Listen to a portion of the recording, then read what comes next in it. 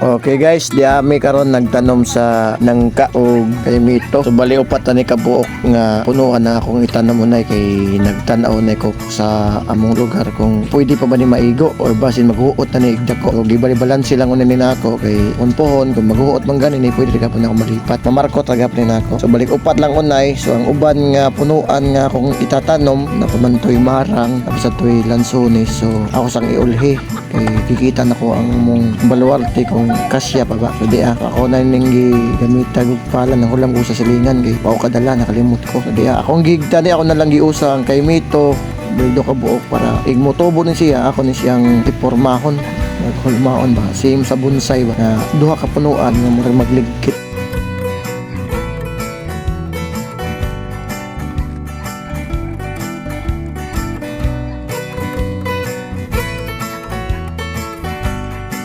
Kining nangka ako ni silang gitugbang og tanom kay syempre kung ako ni sila iusa basin mag-ilaw na inon nutrients sa yuta ang tangan na lang pud na og plastic may tag mauwanan ni karon pero ato ni buuan gapon siya kay syempre dita magsalig na o ano basig sunod tuig pa mauwanon na mamatay na inon ni.